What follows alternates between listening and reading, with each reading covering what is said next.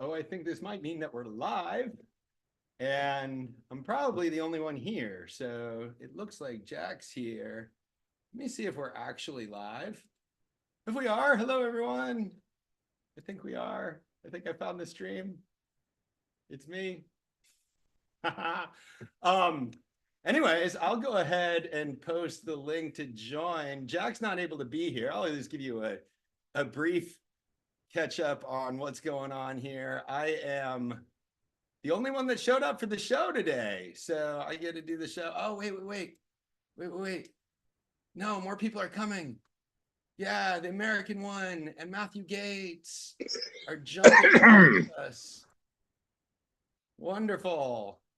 Let me see here. I'm just running around trying to figure out who's here. So anyways, I'll introduce myself. I am Dr. MJ Coco from cocoforcannabis.com. I'm going to be your guest host this week. Jack Greenstock is at a concert, and there's a lot of music going on at the concert, and he definitely deserves a week off. So he's off doing that. He got the show started. And Matthew Gates and the American one have joined me. So I'll turn it over to Matthew Gates and let him introduce himself. Yeah, for those who don't know, it's Matthew Gates. I'm an IPM specialist, and although I don't know what we'll talk about today, if you're curious to know more, you can check me out at zenthanol.com or my YouTube channel, Zenthanol, for plant health pest information. Wonderful, Matthew. I'm glad that you showed up today. I was chatting briefly with Jack before you got in here, and I'm like, I'll start on my own. I don't care. I'll do it solo. So I'm glad that I don't have to stay solo for very long. And we also have Tao here with us. Tao, welcome to the show.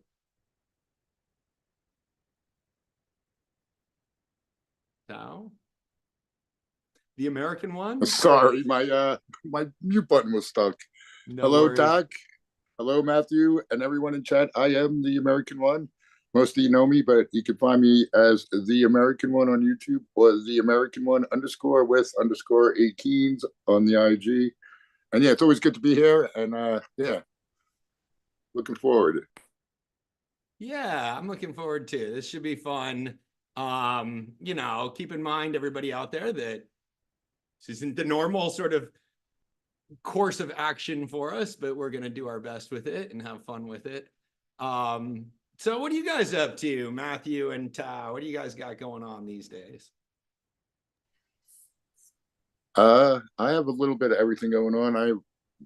Most of you know I'm recently moved and things haven't been exactly the way I like, but I have plants that are happy. I started up I was packing out seeds and had some of these Romberry by Cheesequake, and I'm like, I got to try these out. So I got a whole bunch of those wet, and they're up and going.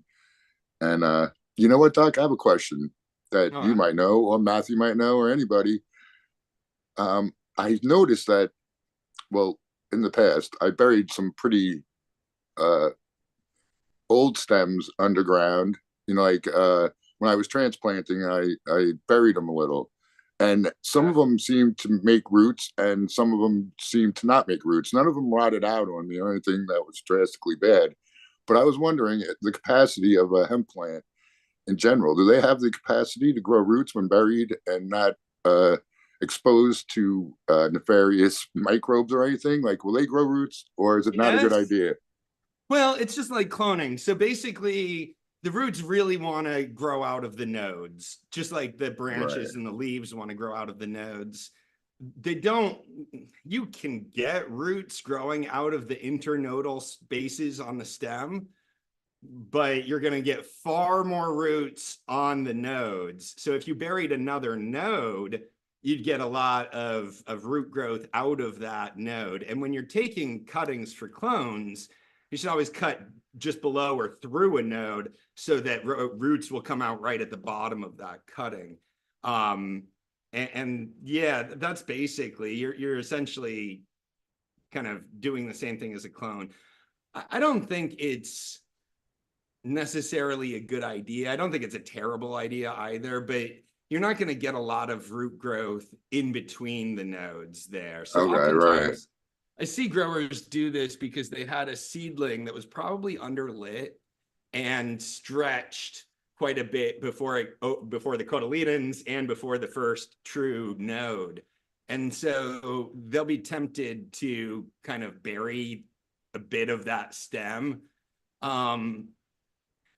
It's an opportunity for damping off. It's an opportunity for sort of bad things. They're holding a bunch of moisture in the stem there.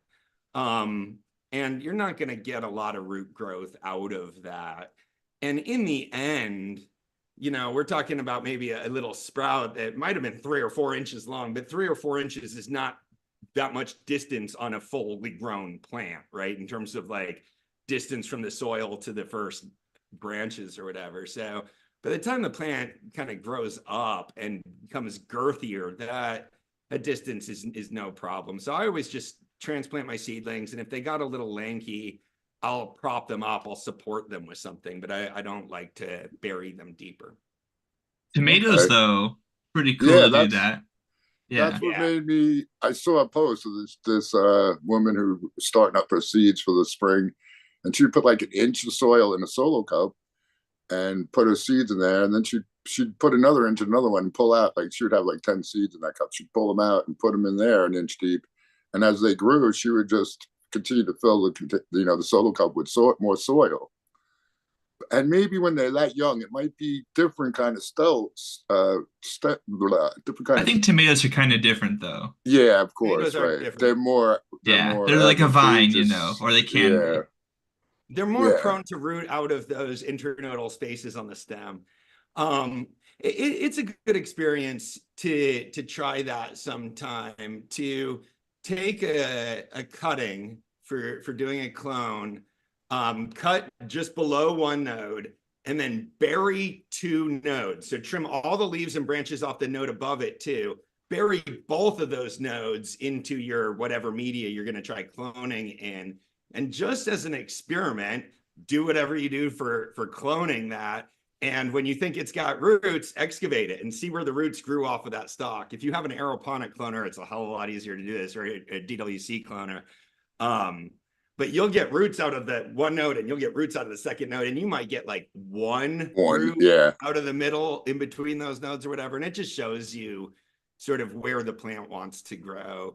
If you get a tomato vine, if like any part of the tomato vine touches the ground, it'll start growing roots out of that. So it's sort of a happier, different. It's happier to root. A lot of plants have different sort of tendencies in those regards. Right. For That's sure. a cool question, though. I like that. I like the question. I have a picture somewhere of someone. I forget why, but someone was claiming that that was even wrong to try and get 2 nodes. But that is what exactly what happens. What you said. I don't actually clone that way. I only bury one, but just to show you when that does happen. Like they'll grow out the bottom, they'll grow out that second, but they won't really grow out of the middle. Now, how about if you scrape it? People are like, I don't scrape my stems when I do my clones, but perhaps I should. But what do you think about that SOP of scraping the stem area that's not a node to expose some of the like, I don't even know what you call it, like take it off the epidermis, like the cambium? I think, yeah, you can risk damaging the xylem though pretty easily on these plants. I don't like it personally. I think it's like taking the skin off of your body. It's not great. Right. I kind of agree with that. That's why the reason that the roots are growing out of the nodes is because of the presence of growth hormones sort of located in those nodes. That's why the branches grow out of there. That's why the fan leaves grow out of there too.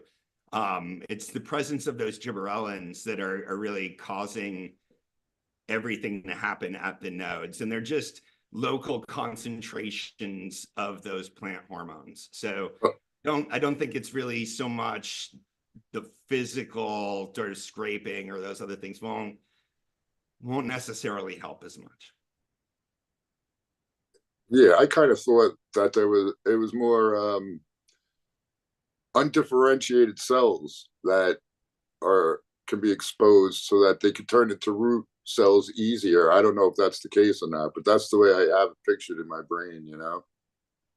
Yeah, I've never really done significant stem scraping as part of my cloning protocol, so I don't have a lot of experience with kind of what happens in practice with that, but I agree with Matthew. I wanted to say one other thing just about the burying the stems. it really doesn't seem to be problematic with cannabis plants. I don't think you're going to get a lot of benefit out of it with cannabis plants, but I keep coming across this like landscaping advice about not burying trees and not doing these other things, because it really kind of can screw up other plants to bury them too deeply. So I don't think you're gaining much by doing that, but I with cannabis, I don't think it's really hurting your plants that much either. A lot of people do it. Yeah, I agree. I think that it's like one of those things where it's not universal. Like tomato plants are like super herbaceous. Not that that's a prerequisite for that kind of thing working, but like that's what I think of. Or like some plants make like whole like you know they have like rhizomes, right, which are like these really aggressive usually subsoil root-like tissues, but they're more like super root stems, really. And then even then, you've got subgroups of that. So yeah, you definitely got to know the physiology of the plant first, and a lot of that cool research has been coming out recently. So that is very exciting. I used to say, right, like there's not a whole lot of research, but more and more, I don't think I can say that as much. Maybe some of the quality is not so great, like we've seen in a recent episode, but or like for Yeah, we example, certainly haven't gotten like satisfied with the amount of research that we have, Matthew, but we do that's have true. more. We do have We do more. have, yeah, volume has increased at the very least. Absolutely. Yeah. I mean, there was the Dr. Coco, did you come across did you hear about the AI paper that got published in Frontiers that made a bunch of brouhaha? I've read about that. You read about that, Tao? Yeah. I'm not entirely sure, Matthew. Give me a little bit more. Yeah, there's a picture of a mouse that was very obviously sort of like a AI art type thing. And it had like a bunch of like bulbs attached to this like structure that's kind of coming out of its stomach, and it's just like you look at it and I don't think you need much than like a more basic intuition that goes, that doesn't look right. There's no like labeled structures and that kind of stuff. So anyways, basically it went through the whole peer review process without like this obvious like gap being There's been a recognized. lot of that. AI is actually helping crunch the numbers on these things and look for suspicious things in data Yes. manipulation on previously published papers, especially image manipulation. This is something that the scientific community had wanted to think was very rare if it happened at all. And there's been more and more sort of cases of, some of them are pretty egregious, and this sounds like a pretty egregious example of This it. was like a super agree. This is like apparently I heard that somebody I saw it because I followed somebody on X, if that's what we're calling it now. Where they're an editor for Frontiers and they resigned because like I guess Frontiers doesn't give a good, they use a software, and I guess MDPI is like this too, where like it's not easy to reject a paper. Okay. I don't know how it works. I can't really go into detail, but I guess that was what they were saying, and so they didn't like that. It seemed like in that particular case, there wasn't a really good process if you saw something bad. Yeah. Yeah. In this case, I definitely think that, I mean, obviously the submitting author is guilty of fabrication. But it is the journal editor that accepted the manuscript that should be challenging things like that, Right? when flagging them for the peer reviewers. So yeah, you submit, I mean, I've been through this process. I wouldn't blame the peer reviewers themselves, but I would put some blame on the editor that let that slip past them.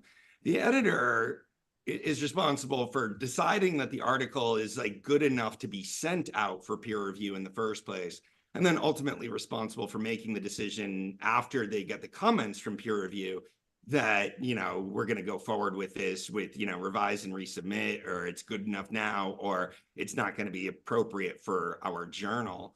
So, if there was an obviously made up image, the editor should have gone through carefully the article and seen the image before ever sending it out to peer review. And if they had questions or doubts, or it seemed like something that a content expert would have to, weigh in on, they should have flagged the image for the peer reviewers, and then they sent it out to the 4 or 5, academic specialists that are going to be doing the peer review. They would say, pay particular attention to the image on, page 4. It seems like it may be manipulated or something. What's your opinion on that? And they like add these little comments to specifically kind of raise that in the peer reviewers' attention. Peer reviewers, to be perfectly honest with you, often skim the stuff unless they're really interested in it. Usually you get like 1 or 2 peer reviewers that are pretty interested in it, and a couple that obviously aren't when you read their comments back. And so I sort of understand how it could have gotten past the peer reviewers, but it shouldn't have gotten past the editor. So I do understand why somebody would resign for.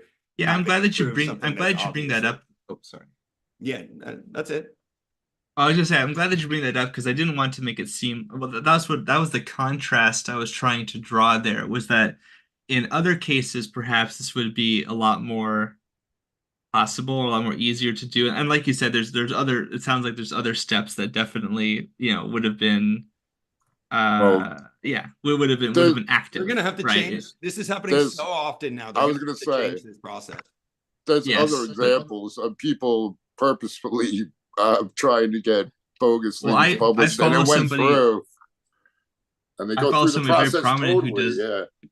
Yeah, who does that? Like that's what she's very well known for, is essentially going in and being like, hey, this doesn't look right, or like this is just an obviously just like fabricated grid or Western blot or something like that. Yeah. No, I agree. I think that there's been a lot of this, some fairly high profile cases of it. And there's sort of 2 sides to it. There's a form of kind of accidental plagiarism that sometimes takes place that people are getting tripped up over. And then there's forms of like intentional data manipulation or image manipulation. Oftentimes the image manipulation is far more subtle than the example that you described, wherein, they're just trying to make the independent variable that they're analyzing seem more prominent or important than it otherwise was. So they'll just kind of tweak or manipulate the images that way, or manipulate data that way. Other times, and sometimes that's like the results were kind of in that direction anyways, and they just tried to like emphasize it and make it more sort of obvious or increase the p-value or whatever. In other cases, they're just kind of making stuff up out of whole cloth. And we need to kind of react to those 2 different styles of problematic papers differently too. There's a big risk in all of this that people in general will stop trusting science altogether. Right, exactly. I think that I think that what Don't made get me this started. Yeah, you I'm a very questionable guy. don't go to the Netherlands, Tao. Don't go to the Netherlands. You don't want to meet your heroes, or your villains, I should say. Well, I'm an academic. I publish in peer-reviewed journals. I consider myself a scientist, and I take it personally on a certain level. Like, what you do as a member of a group affects the reputation of the group. So when individual scientists do things, that affects the reputation of all scientists. And exactly, that's why scientists need to scream out and point out the bad actors in any field, and well, they are. depart reality. They are, but it's somewhat problematic the way that's happening. A lot of resignations are being pushed for by people that probably didn't make these kinds of intentional mistakes of data manipulation. Yeah, some stuff is really bad. Other stuff is way more, like you're saying, like p hacking, which can be, not as easy to see. In this case, it was like obvious to anyone. It doesn't require even an academic background at all to be like, oh, this is not correct. Yeah, But this not a person real just put it in picture. their paper. It Yeah. wasn't even like the words. It was like the art. It was art. It wasn't even like it was a cartoon. Right. A Yeah, cartoon's cartoon. I say I trust science. I don't trust scientists because Oh, okay. that's where the problem lies, That's really. a If sci- philosophical question or a point, I guess. and, Right. and and part of the problem is the way they label scientists now. Most of them are reading previous work by other people, and that's more like faith in other people instead of actually doing experiments themselves or verifying even No, you were not anything. considered, you're considered a researcher if you're just doing things that, reviewing what other people have written. And those aren't scientists. Scientists are definitely people that are doing primary research, not secondary research. So primary research is when you go out and observe facts firsthand or through some devices or whatever, but you're gathering new data. Secondary research is when you go to the library. So Right. if you're going to the library and that's all you're doing, now every scientist has to go to the library to figure out what's been done before and how I'm going to learn from that so I can set up my research. And that's So faith they're not right always there, though. experiments. And in fact, a lot of the research that we need to get isn't from sort of designed experiments. They're field work. It's in situ observations that we need to do, not sort of experimental observations. But regardless, if you're calling yourself a scientist, you're doing some sort of primary research, or you're not calling yourself correctly. There you go. Yeah. And literature review is part of it. Like, you need to know what other people have done in the field that you're working in. And oftentimes it's in the literature review, which is an early section of published work, that you'll sort of show that you understand the body of work that you're contributing to. But then you have to make your contribution, as it were. Yeah, exactly. I can always tell like um a quality paper will have a really good section that goes over like this is what we're talking about. Yeah. This is what's already been said. Like there's plenty of people who, and in a non-academic setting, this is still really helpful, right? Like, it shows that you actually know what's been done and you're not like simply going like, oh, I discovered this thing that's interesting to me one day. No one's ever thought of it before. You know what I mean? That's very too Yeah, convenient, nobody takes your like, work seriously. Yeah, you absolutely need to yeah. show your audience that you understand what other people have done in this area. Otherwise, it's very hard to sort of give it much credibility. Let me stop and welcome in our good Gromy Spartan Grown joined us today. So welcome, Spartan Grown. Thanks, Doc. Thanks. I'm sorry, I'm a little bit late, but I got here. I still got here. Busy guy, but I'm getting here. That's beautiful. We're happy that you're here. When we went live, it was like just me. Was it just you?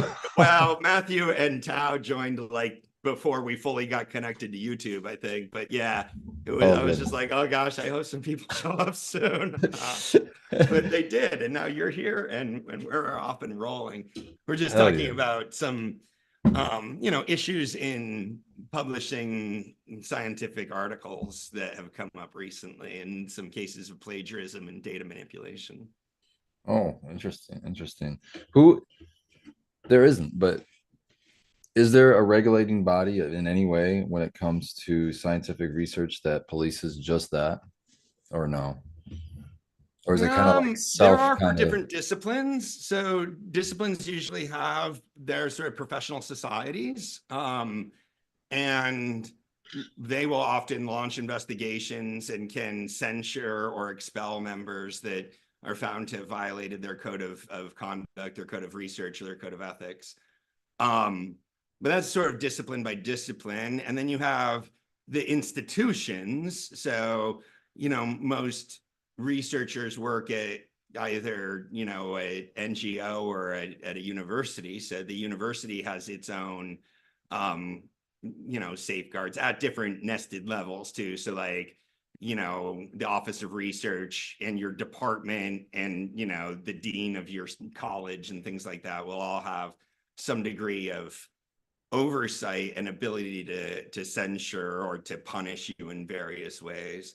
But I imagine the actual finding, like, hey, you're using my work, that's kind of self-reported usually. Yeah, well, now there's an industry of people that are basically sleuths that go hunting through articles and stuff to try to find, either plagiarism or data manipulation. And I was reading recently about some AI tools that are being developed just to be able to go through and look for manipulated data in previously published works. Sometimes people will just change a few numbers to kind of make the thing that they're trying to talk about more prominent. And oftentimes they really believe that what they're saying is true.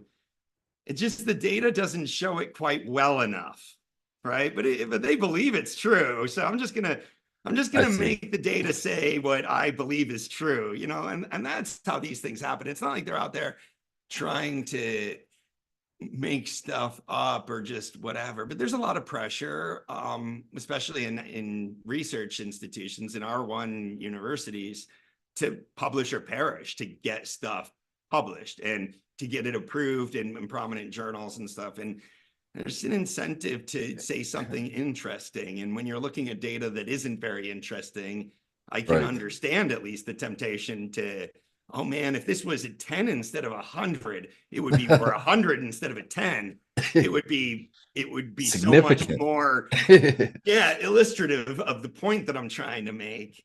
Yeah, I mean, so I think then you have that pressure of the funding, of where the funding's coming from, and I'm sure they're looking for some certain kind of a result, and there's that. But it's still, when I look at that, I still hold, I still hold hope that there's still, a lot of good scientists and a lot of good people that are in it for the science. Well, like in some disciplines, you can't really lie, like aeronautics. I mean, it's not going to, reality is not going to support your equation if it's not correct. Yeah. Well, what does one do when the people telling the truth are censored by our government?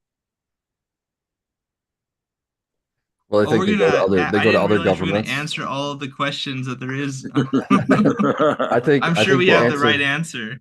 Yeah, I think the right answer is that to have open and free exchange of information, go to another country that's not censoring to you, and eventually that's going to get back to that original country. So from my experience, some people are talking about funding sources. If you have a private-public kind of collaboration, or if there's an industry that's supporting your research, and that happens in some fields, and it happens a little bit in horticultural research, not as much as like telecommunications research, for example, or other things like that. So, most of the time the researchers are applying for grants from foundations who care much more about your application than about what your data says on the back end.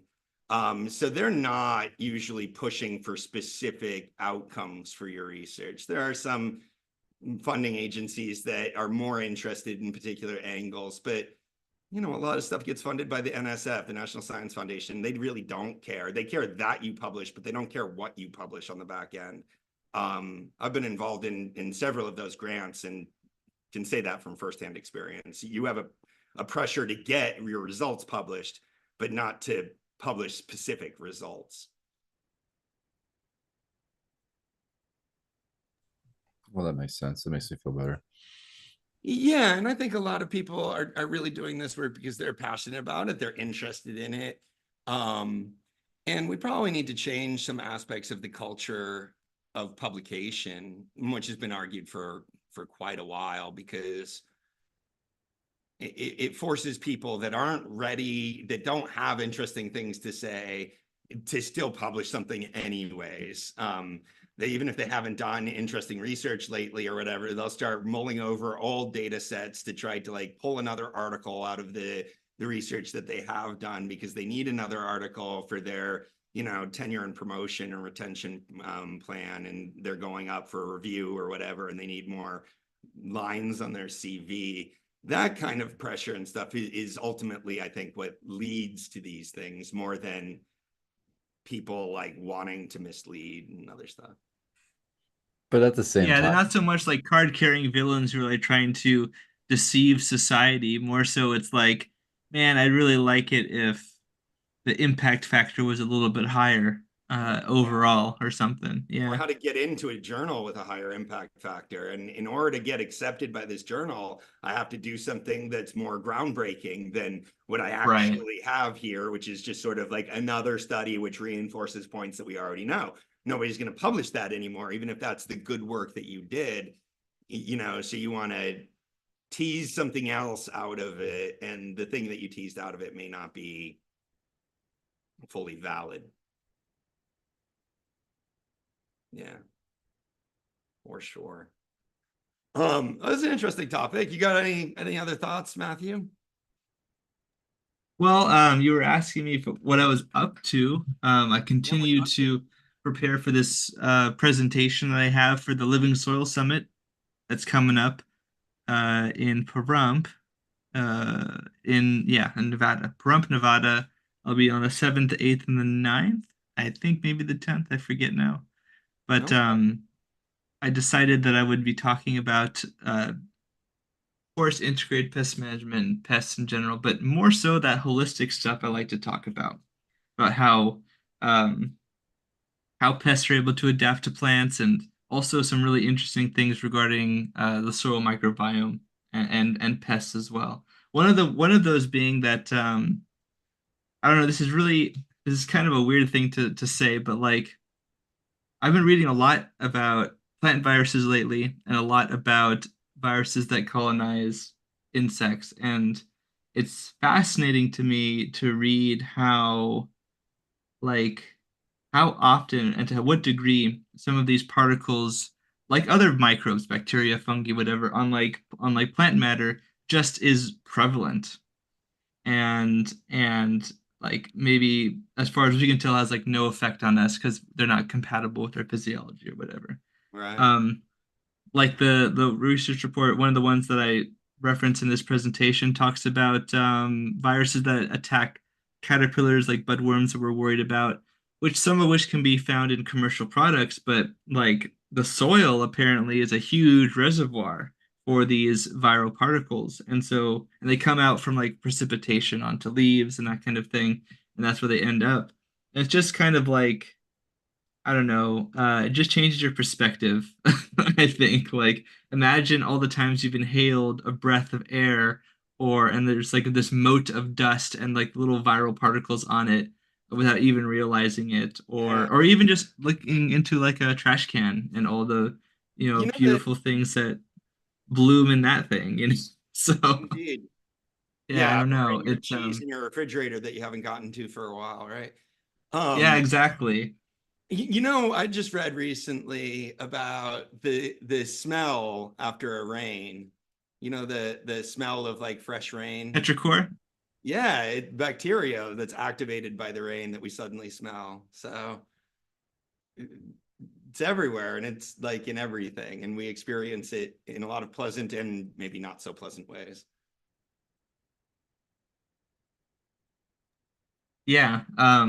And another thing that I that was interesting was a report that went over how how aphids feed on plants. They get the sugars out of there, and then they basically excrete a bunch of sugary substance themselves. It's still sugary. It gets into the soil, and what they found was that I think this was a willow orchard, um, which was an odd thing to come across. But they were talking about a willow aphid, and basically the sugary damp spot where the honeydew went to, they had it like I want to say like 5 times as much microbial mass in that area because of the sugars. But what's interesting, and I know some people like to put sugars into their soil or their substrate or whatever, presumably for this kind of thing of like feeding the microbes. But what was interesting is that because the honeydew is carbon rich but nitrogen poor, it actually ended up making the microbes, they were still limited by nitrogen. And so they ended up actually competing with the plant for nitrogen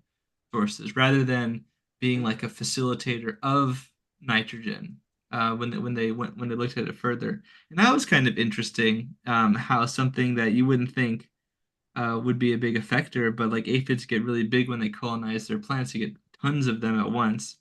And they're also taking the sugars out of the plant, which would normally go to be doing other things for the plant. Right. So in a way, it's kind of like a double whammy. Yeah, and that same sort of the sugary stuff that the aphids expel is why the ants will farm them, right? Right, exactly. Everyone wants those sugars Yeah, so the some ants. way or another. Yeah. So maybe the ants being there, eating that sugar prevents it from breeding bacteria and getting into nitrogen competition with the plant. So maybe if you got aphids as a plant, you also want to have ants, or are there other problems there? Maybe in some cases. I know that honeybees like to come in when there's no nectaries for certain, or maybe less of them. They will come in and they'll feed on aphid honeydew. And I guess in some regions, I guess like a lot of pine aphids, this is a lot of pine forests are like this because they don't have, obviously they don't like flowers. So the aphids that feed on the phloem sap, they deposit the honeydew. The honeybees come and they drink it all up, and then it's like a special kind of like pine honey or whatever. I guess it's popular in Eastern Europe. That's what I hear. But or Greece too, I think this was the case. Then it makes sense that humans would make use of this advantage, especially during like autumn and winter months when a lot of those plants might be not active. Yeah. Hold on, I got distracted. We're welcoming in Brandon Rust Right. to our little soiree, as it were. Brandon, if you can hear me, welcome to the show. Go ahead and introduce yourself. Oh, sorry. I just got here. I'm late. What's going on, everybody? Brendan Russ here. Welcome, Brandon. I'm stepping in for Jack today, so we're just kind of having a free-ranging conversation. Right now, we're talking about the honeydew that's expelled from aphids. I was bet gonna you could figure out which one of us brought that up. I was gonna Yeah, kinda, exactly. I was gonna kind of like roll it back a little bit and just kind of talk about how relatedly I always kind of caution people from using sugars, like you're saying, Matthew, in their compost teas and adding like molasses as a popular one to water in, just because, if you're providing a big food source and you're going to provide a big bloom for your microbiology, but it's not a sustainable level, because you're providing that food. So I think it's better off just to, you know, feed the soil the right things so that the exudates can produce those kinds of things and attract the microbes that way, rather than just throwing sugars on the soil. I always kind of cautioned against it. I just didn't like. I always was afraid of, like what you were saying. You get a big, huge population of something, and it just starts taking more than giving to the soil. Yeah. Yeah, and I feel like that's something that, like, I think that's why I have sort of a love-hate relationship with, for example, like IMOs and things like that. Do I think that theoretically you can, I mean, like, it's sort of like it makes sense to a certain degree, right? And I'm not saying that doesn't work, but I think it's important to like define what you mean by work, and also how are you evaluating that is working.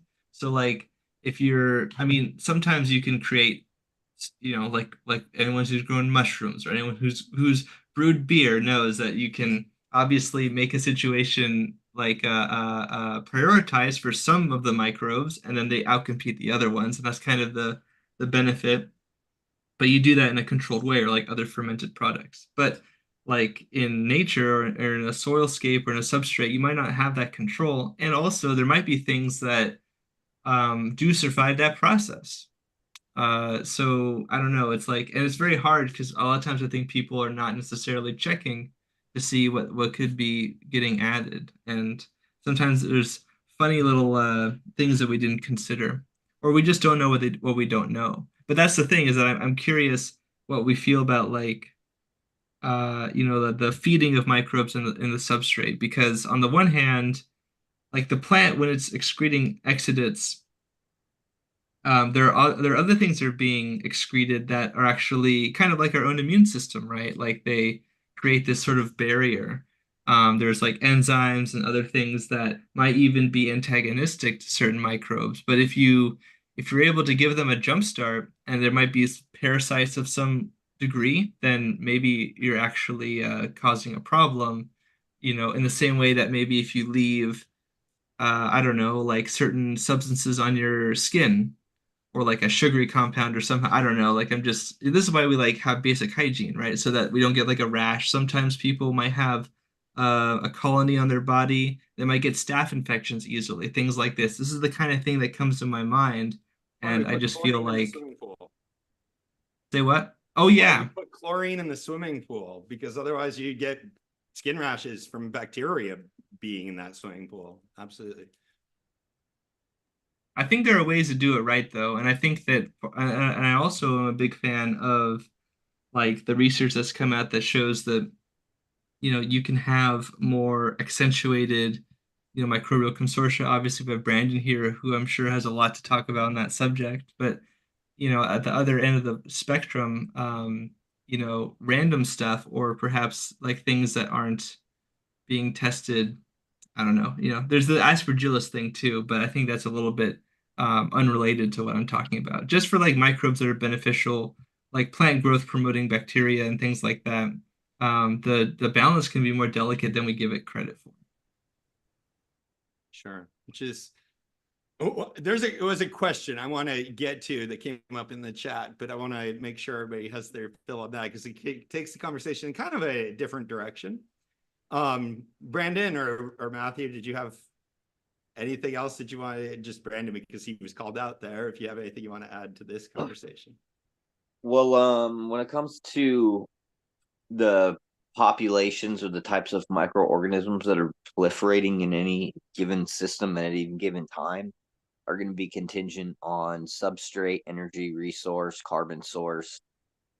Here's a good example. If you put a bunch of nitrogen into a system, you're going to have a bunch of bacteria that are going to utilize that nitrogen for energy, for energy resource and for their metabolism. And so those types of microorganisms will cycle, and you'll get something like, nitrifying bacteria, you'll get denitrifying bacteria. It'll start that cycle, and we'll go through microbial cycling as well. Different microbes will proliferate at different times depending on the chemicals that are being converted in that soil from that nitrogen. That's just one example, but there's tons of different species of microbes that are producing all different types of chemical compounds.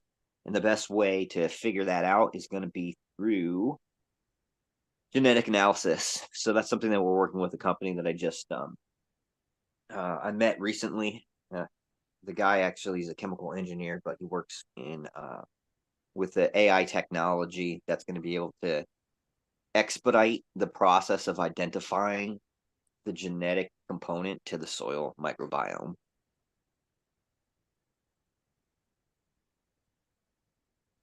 Yeah, I guess my consideration, the thing that like for example, I gave a presentation on the Future Canvas project like maybe a year ago now, talking about how interestingly, like botrytis, for example, systemic pathogen, it can in the beginning state, if it's like developing as like a spore onto the tissue rather than coming in a different way as a different propagule or in through the root system or perhaps vertically transmitted in some cases. Uh, as it's growing on the plant, it can actually make use of free amino acids and sugars and other nutrient compounds, kind of like a living root itself. So when people apply like foliar feeding or things like that, as an example, then the botrytis gets supercharged too, kind of. And so I guess my concern is that like although there might be some more benign microbes that don't have any like parasitic tendencies, and for those I'm sure it's great, but I think there are some pathogens that they can play both sides, and that's kind of what makes them so lethal. And I wonder if like if you upset maybe only one or a couple factors, then maybe it's like more extreme of a problem, more of an imbalance. But if there's more proportionality, or that maybe it's or maybe other things are also added at the same time, then maybe you don't have such an extreme. Because in my example, and if we are able to share the screen, I can show it. But basically, yeah, There you go. the microbes were the microbe population was higher, but it was still nitrogen limited. So perhaps if carbon and nitrogen had been increased, Well, maybe there's there what's wouldn't have called been net, this bottleneck, for example. there's net mineralization of nitrogen when the carbon to nitrogen ratio is, at like a 20-to-1. That's when you're going to get more liberation of nitrogen through both the breakdown of organic matter in soil and also through nitrogen fixation through microbial metabolism and the production I mean, of. yeah. But I mean, there's other microbes, I guess, right? So like that's fine, but if some of those microbes are using the nitrogen, or the carbon are like, they're kind of sequestering it and doesn't get into the plant, maybe that's not always the right trade-off. Or maybe they grow to a proportion, because the other thing is that like parasitism is a spectrum, right? So like sometimes a microbe that's maybe processing some of these compounds and making them more bioavailable. I mean, at a certain level, maybe that's good, but if they go higher, then they can have other knockoff effects that might be sort of problematic for the soil, for the very discrete soil ecology, the rhizoplane rhizosphere interaction. I guess that's what I'm getting at. Because if they do it too much, then maybe they actually lock out the nitrogen, like they talk about here. I don't know. Can you see this example? Yeah. Yeah, we're Uh, seeing the screen. this- Yeah, that's actually pretty yeah. awesome. So like this was the aphid example here from this report, and what they had mentioned. Is this the best one? Yeah, this is. So they were saying that in nature, the soil microbiome shifts right upon aphid herbivory, and it may be caused either by the throughfall of the honeydew, which they found in the report, influencing carbon and nitrogen fluxes, or by the changes in root exudation patterns. So they can also have a secondary effect on how the plant excretes exodus in the first place. And in a similar way, I know that our Yeah, and bodies will that change what changes we carbon produce, right? dynamics. Anytime you change carbon dynamics in soil, it's going to Well, change yeah. the microbiome. Well, yeah. And sugar would be basically adding carbon, wouldn't it? Yes, Well, yeah. But like, can you do too much? I guess my point is that it seems like you can. you can't do too much carbon. You can. That if you put too much sugar in the Oh substrate, yeah, yeah, yeah. absolutely. Yeah, and one of the things too is if let's say you add a bunch of molasses into a system that's not well drained and you have anaerobic spots, what you're going to do is you're going to proliferate those microbes that are anaerobic. It may not be like a flocculative anaerobe that could be probiotic. It could be something that's producing sulfides and hydrogen sulfide compounds that aren't going to be conducive, or they could be pathogens that are living in those types of conditions, and you're going to basically give those things a bunch of food. And I've seen it happen. Someone's like, oh man, somebody had root rot. And I don't know exactly what it was, but I could see it was definitively root rot. And uh, they exasperated the problem by adding molasses to the system because like, oh, I just need to like stimulate the microbiome, and it did the exact opposite of what they should have done. They should have just let it, dry out, you know.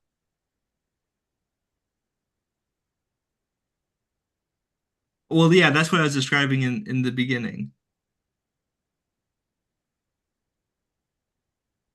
But yeah, I was kind of surprised that you went the other direction beforehand. But yeah, now I see that you That's what I was trying to say. And this highlighted section here, I just wanted to make sure I quoted it right. So what they found was that in this particular case, the honeydew was carbon rich but nutrient poor, or I'm sorry, nutrient poor, nitrogen poor, and induced the population of soil microorganisms to increase and then compete for the limited nitrogen, which can increase the nitrogen immobilization rate and result in the depletion of inorganic nitrogen. And so they say, thus, the honeydew deposition could indirectly decrease the soil nitrogen content through enhanced microbial activity, where microorganisms could emerge as potential competitors of, in this case, willow plants for nitrogen resources. So I just thought that was interesting because I do know people like to do that. But I do think that I think it's hard because you can't really tell. An example like you bring up, or like what I bring up with like botrytis, or like root rot, for example, or some other pathogen that, like a necrotroph they break down the cells and then they sop up the nutrients. So they're actually really adept at like taking nutrients from like the free environment, whereas other parasites are perhaps not as effective at this as they are. But like, I think that a lot of these microbes are like hanging around, sometimes in like an inactive state, and it's not immediately obvious to people that they might be harboring it. And I guess that's kind of like that's just that IPM biosecurity mindset. But if you're able to guarantee that that's not the case, then that's different, I suppose.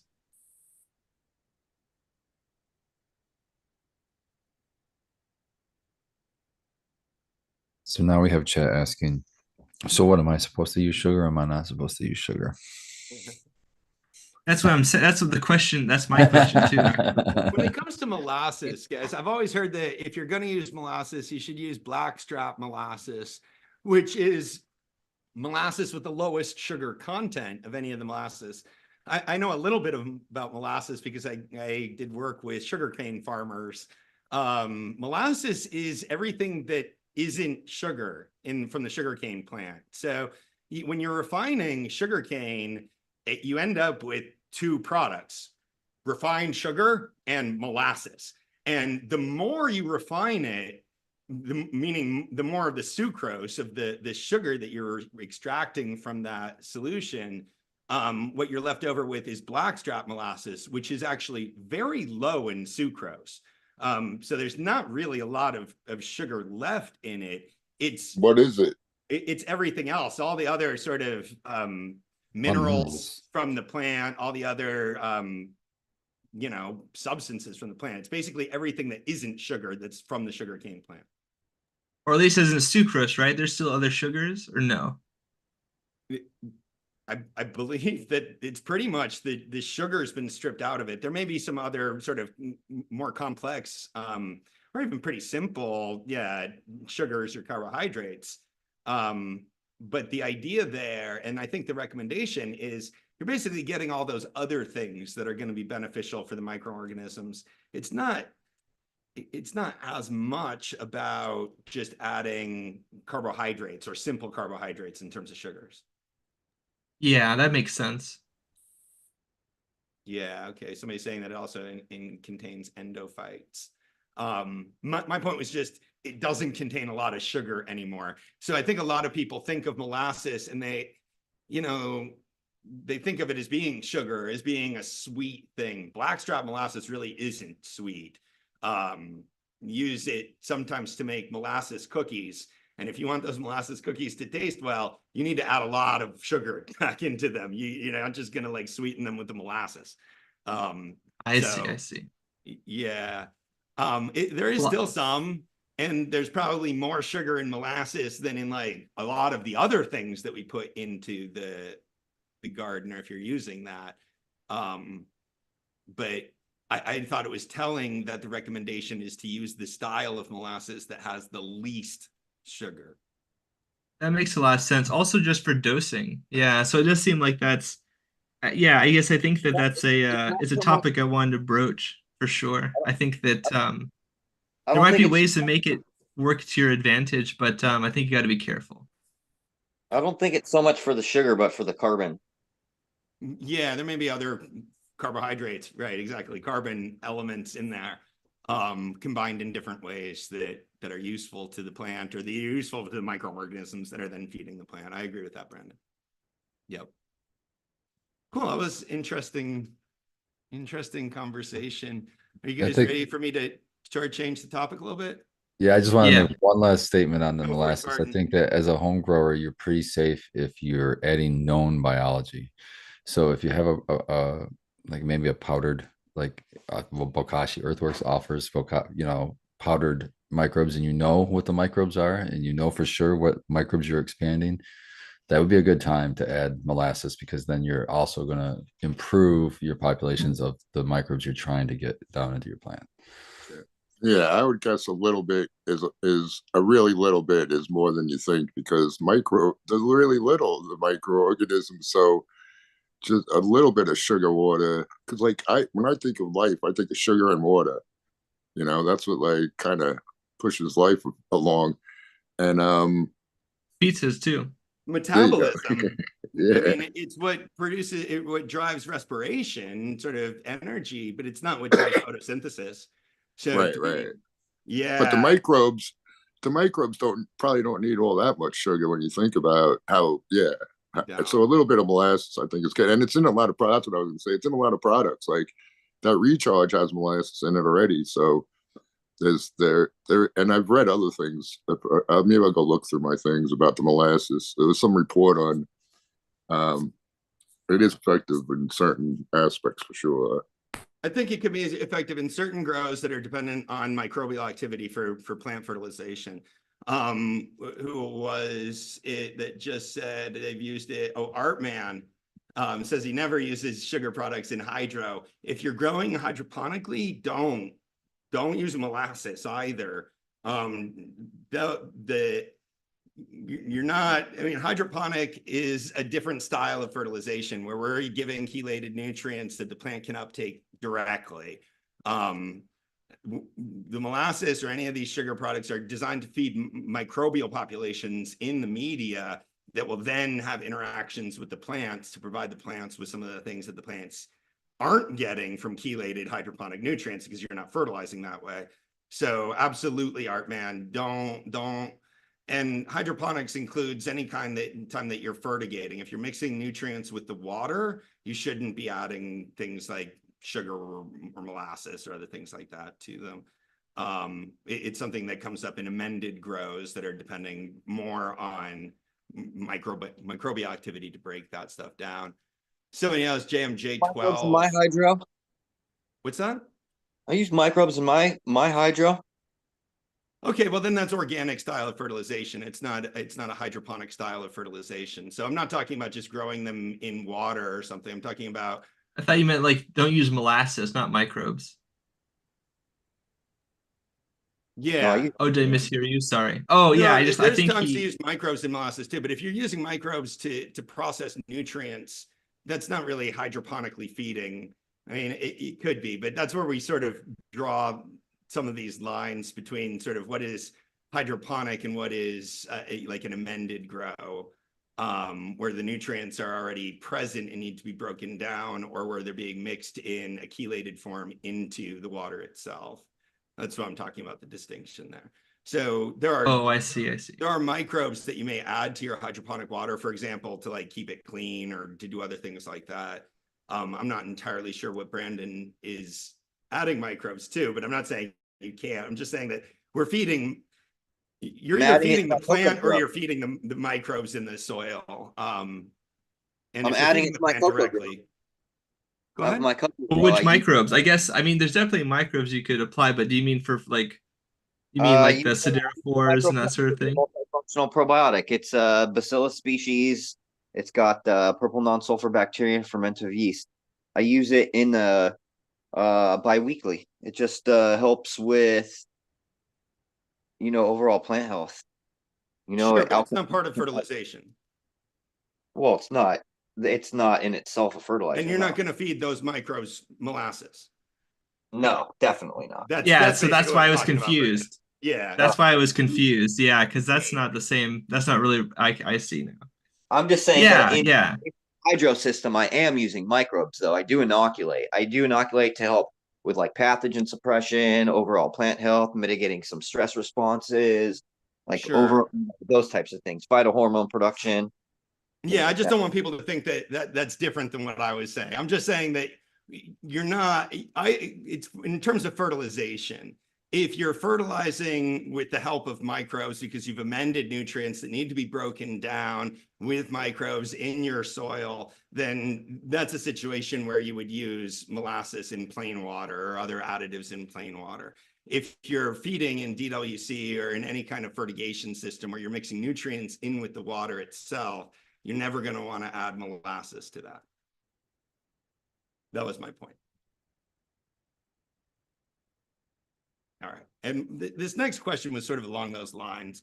FCM, I don't know if I'm saying that, EFCIEM asked me if my thoughts about bottom feeding in cocoa have changed at all or have evolved at all through time. And I wanted to address that. This is a different style of what goes on with nutrients in the media, and is really a different approach to fertilization. With cocoa or any substrate, when you're fertigating, meaning that we're mixing nutrients in with the water, the water and the nutrients are taken up through different processes by the plant. So a lot of growers often think of it like a straw, that the plant's sort of like just sucking up the water that we've mixed together with, CalMag and nitrogen and phosphorus and potassium and, silica and a bunch of other things. And the plant's just sort of like sipping that up with a straw. But the plant actually takes the water in through osmosis, and it moves the nutrients in through diffusion or transport processes separately than the water comes in. There needs to be water coming in order for it to do those transport processes, and then the water in the xylem is what sort of moves the nutrients through the plant. So, but you mix them together, right? And we get this fertigation solution, and there's always going to be, the plant almost always takes up the water faster than it takes up the nutrients. And some water is evaporated out of the pot. So if you water with salty water with fertigation solution and let that pot sit for a while, the water is going to become saltier and saltier in there. And so we water again, and it kind of pushes the salty water out the bottom and is replaced by less salty water because there's more water, same amount of salts, but more water. When you go to bottom feed, you're introducing everything at the bottom and it's being wicked up into the media. So that salty water gets whipped up into the media, and right at the top of the pot, water's evaporated off, leaving those salts behind. So my thoughts on that really haven't changed. That absolutely happens. So when you bottom feed with fertigation solution, you're going to end up with salt deposits near the top of your media. They're going to be taken up through the wicking action of the water, and they're going to be left there when the water evaporates out of the system. That eventually will cause toxic root zone conditions where the plant can't live. And that happens in autopots, but only right at the top of the autopot. Basically, I know growers, and I work with growers that do really well growing in autopots, but they're growing in them for about 12 weeks, maybe 13 weeks at the upper end. And they're fertigating at pretty low electrical conductivity, so they're not putting in a lot of salty water in the first place. And the combination of that short duration and pretty low EC allows them to get 14 weeks out of that system, 13, 14 weeks out of that system, no problem. If you had to go 30 weeks, I think you'd have bigger problems, but we don't. So it's fair to use that system for short-term annual plants like cannabis. If you're going to do a short veg, flip them quickly and grow over that way. Now, you're definitely going to end up with salt deposits in the top inch or two of your media, and you're not going to get roots growing there. And once that happens, you should never top feed, because if you do come in and top feed, you're going to be putting those salts back into solution and pushing them back down into the root zone where the roots are growing, and it'll be toxic for them. So you go with the bottom feed, you can get 13, 14 weeks out of it and harvest your plants, and then hopefully recycle that coco, which would require a pretty heavy rinse because there's going to be a lot of salt buildup in the top there. So definitely see growers doing this, getting away with it. But like the basic laws of physics in terms of what's happening with the water and the salts stays the same. It's just how are we kind of getting through that with an Autopot system. So that's my take on that. And this actually came up on my show this week too. So I wanted to address that question. Oh, but that doesn't happen with the humates because the humates aren't salt, and you can use those in coco, which is pretty cool. You're still going to end up with a concentration of anything that's dissolved in the water, Brandon, that doesn't evaporate like water is going to end up concentrated in the top of a bottom feed system, because it will ride the water up and then the water will evaporate out. No, I don't feed into the reservoir. I keep microbes in the reservoir, and then I top feed in an Autopot Right. system. So I'm only talking about fertigating. Yeah, I just top feed when I do the Autopots. Yeah, so that's an amended grow. You're adding nutrients to the soil itself or to the media itself instead of adding. I'm fertigating with water and nutrients. If the nutrients are dissolved in the water, then it's fertigating. If the nutrients aren't dissolved in the water, then it's just irrigating. No, if the that's what I'm nutrients are saying. added to the pot and the water comes in as plain water, that's irrigating an amended soil. No. I'm using fertilizer in the coco grow. It does both, it sounds like to me, Doc. That's what I'm doing. I'm running coco, but I run this every 2 weeks. I top feed with this in solution. So I just top water with fertilizer. Now, Doc, is there any way you could precisely dial in the nutrients where when the water evaporates, all the nutrients will be out of the system, thus not leaving anything behind? Yeah, not exactly. I don't know how that would work. We try to get close. That's really what we're doing with nutrient recipes. Right. We're trying to get close. Growers like to sort of push EC or give more than they need to, and that always leads to buildup. But some water also just evaporates out of the media. So some water, if you're in a whatever fabric pot or a plastic pot, some water is just evaporating out, and whatever is mixed into that water is not evaporating. It's getting left behind. It's coming out of solution when the water leaves. So you'd have to sort of tune it for that too. And perfection. Yeah. Now, could you rinse away? Will a really good quote flush rinse away the bad things that are left behind, or the excessive things that are left behind, or is that not going to work either, Doc? So in top feed or in a bottom feed system, like it takes, the way we run coco, the way I teach people to run coco, you're basically keeping your coco saturated. Okay. And if you do one watering, say with like way higher EC, you won't notice that right away. You won't notice it on the second day. You won't notice it on the third day. You might start to notice it on the fourth or fifth day, and you'll see it maybe on the sixth and seventh day. So it takes like that many fertigation cycles to basically work it down through the media, right? And then eventually push it out the bottom. So if you have a top feed system where you've accumulated a lot of salt up at the top, you better flush several times the container volume of water through in order to actually get all that salt, not just down a little bit, but all the way down and through the bottom of the pot. It's really a dangerous thing to do because you're likely to stop flushing while the salty water is in the root zone where it will adversely affect the plant. So the good people at Autopots tell you never top feed. Once you start working on our system, never top feed. Because if you top feed, that'll push those salts back down and they'll become problems for your roots.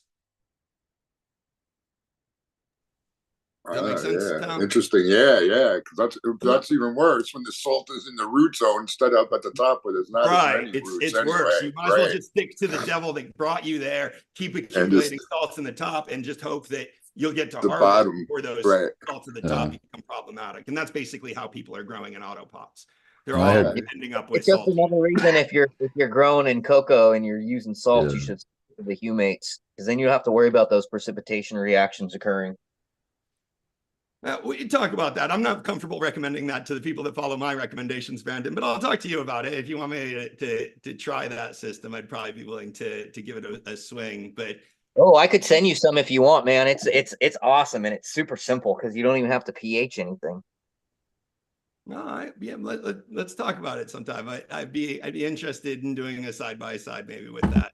I'd I've like been to using know what I'm it sort of recommending for to years people. now since this came out, and I gotta say I get good results with it, so I highly recommend it. Good.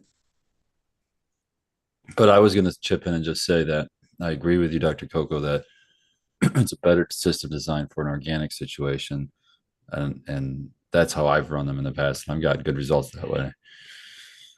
Yeah, I Yeah, agree. it's kind of like a sip container that has the automatic water on it. Absolutely. Pretty It's much an is what an automatic- Autopot is. Yep. Yeah, automatic sip, but it keeps it more wet than I liked, and that's why I stopped. It was just a little bit higher. I don't know. Maybe there's ways to change it now. It's been a while since I've done it, but maybe there's a way that you can control how much. But to me, it seemed more wet than I needed. So my workaround was when I filled the pots, I would build the pots with the clay balls first to elevate the soil a little bit off, so that there's like 1 or 2 layers of those clay balls, and that seemed to help a lot. But like when I went to harvest and I pulled a pot out of that system and it felt like it was like 50 pounds. I was like, what is going on? Well, let me say this, Burton. I mean, I know based on sort of different styles of growing, you can become very sensitive to having too much water in the pot. But, and I know I've said this before, the problem is never having too much water, right? DWC is a thing Right. because plants can deal with having lots of water. Yeah, it's the air. Not Yeah. enough air. Right. The problem is the hypoxic water, the dead water, water without dissolved oxygen in it. Yeah. If you're keeping your res aerated in the Autopot system, then it's coming in the bottom with good oxygenated water that's really different than like the stale water that's in a peat container, you know, the day after you've watered it or whatever. That makes sense. Yeah. But Just then for it's what it's but worth. yeah, but to me though, if it's sitting in that, like it's still sitting in that container for how long? I was lucky enough to get I didn't get the plastic ones. I got the smart pots, and I got the big ones, the 7 ones. But I think that helped a lot too, having the breathable outside, edges. Having good drainage, I think definitely helps. Creating some root space or some air space in the media too. So you go to a higher porosity mix or add perlite or other things like that. Now, have you guys heard of this empty bucket system? I think where they put like a air stone in underneath every bucket, right? Or is that something I imagined in my head? I've seen the Autopot has, they call it the air dome, but I never got it, and I'd seen. That's funny. I just found my lighter. It was in my lap. I was looking all over for it. But I didn't like it. And from what I've heard from other people, and it made sense to me, is that it did more negative by pulling in warm air from the grow room, and flooding your root zone with warm air than really getting a lot of oxygen there. I agree with that pretty much too. The roots need oxygen. The roots prefer to get their oxygen directly from the water roots, at least. Like in the hempy grow, I think they train some roots to be air roots and some roots to be water roots, basically. But roots will take the oxygen right out of the water if it's there. If it's not there, then they need to be exposed to air so that they can get the oxygen in the air. But yeah. I saw one person do this once. Used oxygen as the aeration in the thing. Why don't people do that? Yeah. It's expensive. It probably is more expensive, very expensive, I would imagine. But would it be helpful? Would it actually even help? Or would it be Like, You yeah, can get water to be supersaturated with oxygen. I don't know if bubbling oxygen through it is one of the ways to do that. You can get water to be supersaturated with hydrolysis. And so anybody that's not adding a prodigious amount of CalMag to their water, we can't do this in cocoa grows because we add a lot of CalMag, and the calcium sort of renders these systems inoperable. But they make little devices that you drop into your water that pass an electrical current through the water and does hydrolysis. So it splits the hydrogen from the oxygen. oh, And that oxygen then stays in solution, and you can supersaturate water with oxygen using hydrolysis. And there is like consumer devices made for this, but we can't do it with fertigation, because when you're mixing a bunch of nutrients into that water, those nutrients, especially the calcium, will precipitate on those electrical probes and render them kill it. useless. Right, Yeah, right. but if you're using like an Uh-huh. Autopot system or something like that with plain water because you're amending your nutrients, it might be an interesting thing to look at. They're like Yeah, a couple because $100. They're not cheap, but I was gonna say, using an air stone, you're getting, what is it, 80% nitrogen is in our air. Like the yeah, the it's air almost we all, breathe is like, yeah, almost all, yeah. So there's yeah, not, you're not adding a lot of oxygen, you're adding nitrogen maybe somehow. Like, I don't even know, but I always thought about that, how, yeah, but hydrolysis, like you're saying, it separates the H and the 2 and the O, and you get O. yep. That's got to be really helpful. I was really excited about when I saw it in the first time, and then I kept doing research and reading into it and talked to people that had tried it, and it was very obvious that it's not going to work with water that has a high calcium concentration, which is like, I mean, definitely what we fertigate with in cocoa. So yeah, I mean, I don't. If you get one, be sure to keep me in the loop there, Tao, because it'd be interesting. But check it out. Right, for like organics or an autopot system, like you're saying, if it's just a sip container, even that yeah, you put straight water in there, and that's what you do anyway, right? Yeah, exactly. And being able to keep it oxygenated. Cool thing about hydrolysis is you can oxygenate water that's too hot. Um, Basically, most water, if we're just bubbling it or fountaining it, basically the two ways that we usually do oxygenation is pump water or pump air through the water or pump the water through the air. I prefer pumping the water through the air as opposed to an air stone and an air pump. Um, a couple of reasons for that, but anytime the surface of the water is adjacent to air, it will absorb the oxygen. So we're trying to increase the surface area between the air and the water. And when you have like a little fountain going with the water and it creates that splash, you get a lot of tiny droplets that will absorb water and then fall back into the tank, or absorb oxygen and then fall back into the reservoir. And you usually can do that and keep your reservoir a little bit colder.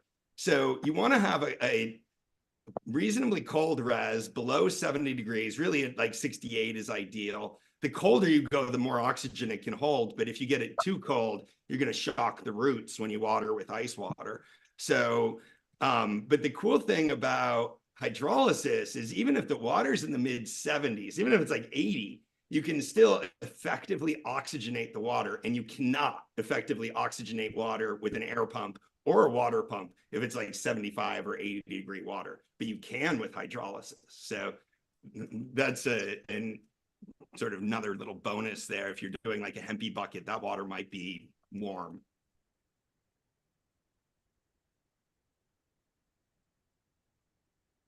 Something Anyway, similar that we've talked about before yeah. with regards to oxygenation was like nanobubbles and microbubbles, and how apparently they can have interesting properties. Like for example, like with oxygenation for the plant, and also I think it's been said that it can be negative for certain pathogens if you run the nanobubbles through like piping structures and things like that. But I'm forgetting the details off the top of my head. I don't see it in use a lot personally, but I know that there's like I know that Japan in particular, it's very popular, and I think it's popular in some other places too, but it hasn't like caught on maybe as much as possible, as much as it could, partly because it it's a bit of an investment. Yeah, indeed.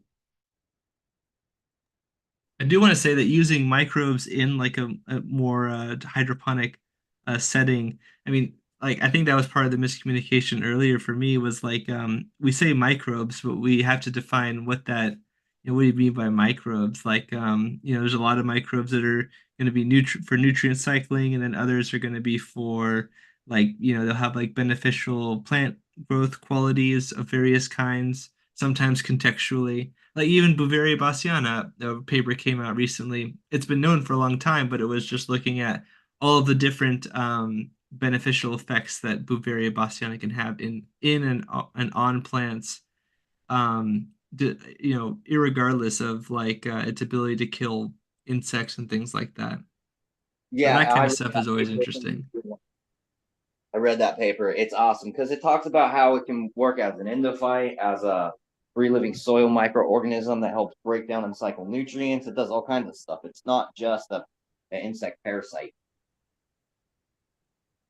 Yeah, one of my favorite examples for like how important the proportion even for certain microbes is, and it's one of the sort of litmus or the impetus for what I was asking about earlier with honeydew and sugars and the soil, is that like for example, oomycetes are often slept on. I think I've talked about this before, but like, you'll get these situations where some of these microbes they'll break down, like Bouveria, for example, like if it breaks down the cuticle or the exoskeleton of an insect, that releases a bunch of various nutrients just from the, osmotropic oozing and enzymatic processing that they do. And then other microbes come in and then they can make some of those nutrients more mobile. And that's a happy circle. But if you don't have something that's doing that critical role, then their ability to like mine, phosphorus or nitrogen or whatever from like dead insect carcasses or something like that, or other organic matter,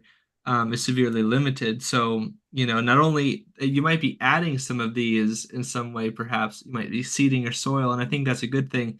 But then it's very hard to tell, like, well, did it take? Like, I don't know if it's a guarantee always. You know what I mean? So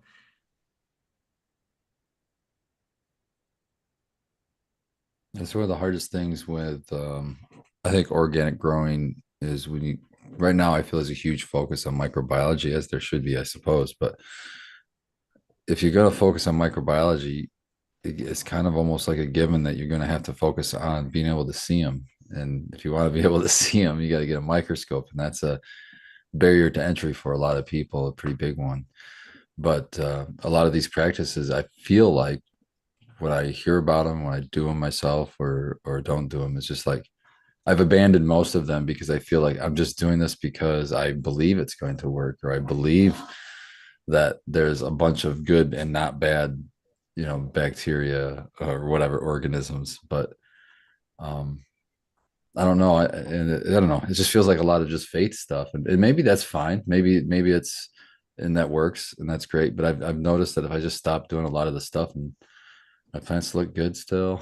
It's yeah, you like can grow without it, but certainly, yeah. I mean, that's the thing is like I was also reading a report about like breeding for drought tolerance and how like it's just like people just don't understand and don't appreciate that breeders have to work within the traits within what's possible of the plant, right? And there's a physics problem like we were saying earlier, like with some research it's you can't really get away with like a really oblique or overt falsification. But like if you if you're sorry, I did lose my train of thought, but I switched how I wanted to say this. But regardless, yeah, if you have like the plants they have to grow and they have to defend themselves. And so they have finite resources. And so when we get into these really detailed, discrete interactions, you might have a plant that comes out that's really drought tolerant, but then the productivity is very low or something, or the quality Yeah, isn't the same or whatever because of the it breeding usually parents are not. happens. I mean, Yeah, so exactly. It's in it's that usually exact not a zero sum game, or I mean, is drought usually a zero tolerance and sum lack of game. productivity are I mean, that's one of the reasons that I got some of the funding. You guys asked earlier about funding. One of the reasons I got some of the funding from my work was the farmers that I was working with were growing local land races of maize that were drought tolerant, and they're important sort of crop genetic resources for farmers to keep alive. And if those farming communities stop growing them, those varieties disappear from the face of the planet. They like no longer exist anymore. Most farmers don't grow those varieties because they're not productive at all. Very low productivity in terms of the corn. But for farmers that are growing on the mountains where I was doing research, like they're drought tolerant, they can handle a very specific kind of drought stress where they get the precipitation pattern is they have a couple weeks of rain in April, and then it's usually dry again for the whole month of May. So they have to sort of survive the initial like growth and germination from the April rains, and then wait for June until it to rain again. And like there's interest in crop breeders for those traits, but not actually to grow those varieties, but because they're so unproductive, but they'll use them to cross into more productive varieties and try to take some of those genes that allow the plants to survive different things. There's always these trade-offs, but yeah, that was it. Like they were really interested in the drought resistance of these very low productivity maize cultivars. Anyway, sorry, I had to bring corn up into that conversation somehow, Matthew. No, I think that's exactly right, and I think that's sort of the issue is that like especially in cannabis, I don't think that it's very controversial to say that these things don't get focused on. I mean, customers aren't worried. I mean, generally, customers are not worried about like the drought tolerance stressors or the pest resistance of the plants that they're of the product they're eventually consuming.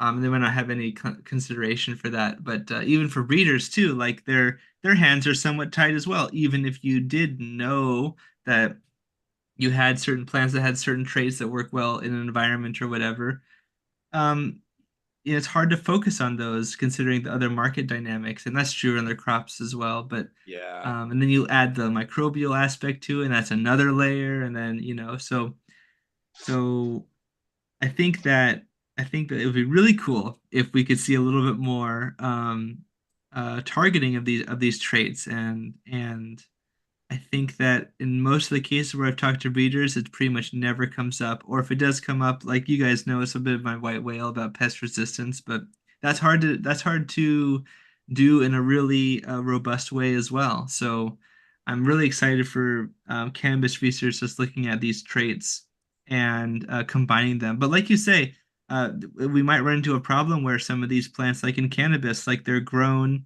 and they exist, but they kind of exist like on borrowed time and whether or not the market Yeah. cares Well, about them enough, and that's kind of scary.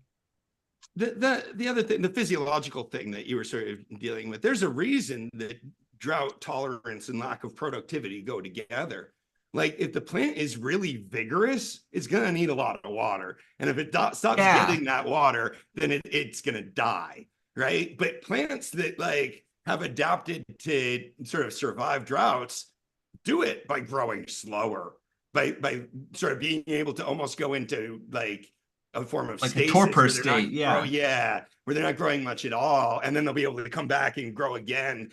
But yeah, they're absolutely sort of pulling in opposite directions, right? That's Another the random example of this, which is farmed salmon. Farmed salmon or genetically engineered farmed salmon are genetically engineered to grow faster and to become bigger faster. And they were worried about them getting into, escaping from the pens and because they would outcompete the native salmon because bigger fish are like sexier and more attractive, I guess. But the bigger fish require so many more resources in order to survive that they wouldn't find those resources in native, and the next generation wouldn't be able to get enough food basically to survive. So yeah, if you're bred to become big and huge, and you need to be well taken care of. If you're bred so that you don't need to be well taken care of, you're not going to become big and huge.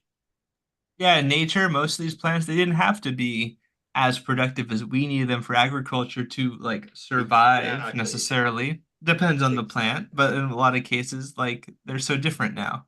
And they put a lot of their energy into fighting off predation or pests and doing other things like Right. that then we take over for them, right? We'll be like, nah, you don't need to worry about that. We'll spray with chemicals or we'll, do these other things so you can put all of your energy into growing the seeds that we want, or the oils that we want specifically. So then the question becomes, what's the ultimate strategy? Is the ultimate strategy to, I mean, in the most sustainable way, I think that taking over, I mean, like even the traits, they have to work within the physical bounds of reality of what the plant can do, right? So, um, how much of that do we take over as cultivators, and how much of it are, and how much of the productivity effects, like flower growth, yield, but also like the terpenes, the Yeah. metabolites, that kind of a thing. How much of that do we give up, so to speak? And I think people And don't look at it yeah. as a this and that when it really is. From corn, we were so focused on getting as big corn kernels as we could possibly get that corn lost its ability to disperse its seeds. And now it absolutely depends on humans to husk the corn, take the seeds out, and plant them. Like it can't even do that for itself anymore, right? Like we've taken over everything just to kind of focus on the things that we want and said we'll do the rest. And that's worked for thousands of years for corn, at least. Losing its ability to disperse its own seeds at the expense of becoming more attractive to humans has allowed corn to spread all around the world and be planted and cared for by faithful humans, and all sorts of products are developed to grow it better. So you could look at this as an evolutionary game that corn won, and we're Much now like its cannabis. slave. Much like cannabis. Yeah, exactly. Corn had the Cannabis advantage of produces being something legal. that's so attractive to us that we're willing to take good care of it. Well, yeah, exactly. Um, I wonder if I mean I feel like in my opinion, I haven't seen very many examples, but when they do occur, it's really exciting that a plant can actually be really robustly resistant to like a certain pest, or a span of various pests or environmental conditions. And I wonder, like, I guess there are some traits or there's some interactions that maybe are going to be like less problematic for like metabolic resources, but ultimately that's what it is. You've got resources, they only go, they have to go somewhere, and even the defense compounds that we like that also are metabolites that we harvest for, they're still pretty energetically intensive, for lack of a better term, I feel like. So in some ways, some of these traits maybe are there's less of a trade-off maybe that we can appreciate, especially if you grow it in a place or environment where you're not going to deal with some of the problems where that might be more of a susceptibility. But I think that cannabis is a pretty hardy plant generally. But even so, like at a certain point as a grower, like I think that is those are the economics of it. I feel like I'm saying the same thing over and over again, which I Yeah, hate well, to see. I I'll hate to hear chime in that in here. videos, but Some of the cannabis plants are a little bit finicky, and I bet a lot of people in our audience would be willing to grow one of those finicky plants because it produces really incredible, harvested flower or some unique terpenes or other things like that. Um, and I think that that's the direction a lot of breeders are sort of pushing in. They'll try to sort of maximize the expression of one trait, and they end up, sacrificing some of the other areas of fitness of that plant. That makes sense. yeah, it does make sense. And I think that from a sustainability prospect, I think that like giving the plants a bunch of nutrients and resources, or the optimal amount, I should say, an optimized amount, that still allows them to be very productive while also um, kind of edging towards yield and quality rather than defense response, I think is important. So you can kind of have your cake and eat it too a little bit to some extent. Yeah. But if you're in like a really austere environment, then it's kind of hard for me to think that you're going to be optimal versus other people who are growing and maybe are able to be less aggressed by various pests, but it really depends. And I think obviously greenhouse versus indoor versus outdoor. I feel like outdoor is more sustainable, but it does come with certain costs that I think people just don't appreciate. It's absolutely more sustainable. I'll give you that left, right, and center. Growing outdoors under the sun without doing anything for climate control is absolutely more sustainable than trying to grow indoors under artificial lighting with lots of horsepower thrown at climate control.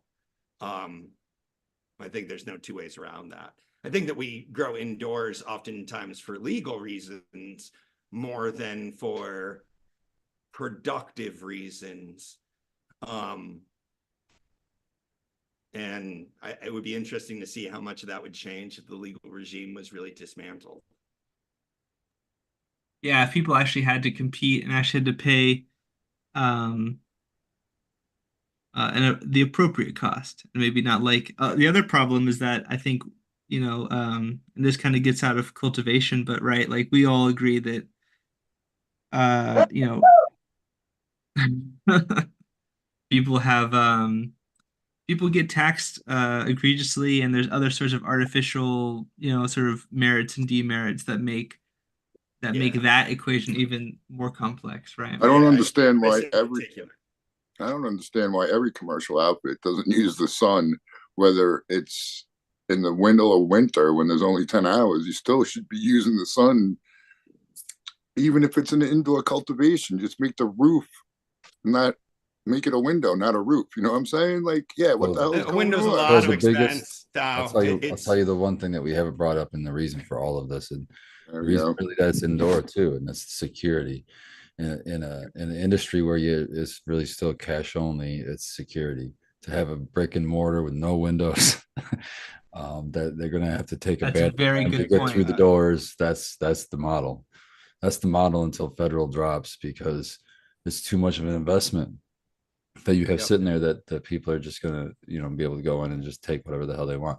It's crazy here in Michigan, some of the stuff that's been going at the dispensaries. And In a way, that's just like the putting on defense response we were talking about, but on a human level, not a plant level, right? You Yeah. can't cheat the system, so to speak. Yeah. I just wanted to address, I help commercial grows get set up sometimes and talk to them a lot about lighting plans. And they're often moving into buildings that already exist. They're leasing these buildings. They often do interior, construction, but they're not like ripping the roof off to put on a glass roof. That costs probably $100,000 or something. I mean, and you're never gonna get that back in terms of like, your electrical bills being lower or whatever. It's just, Right.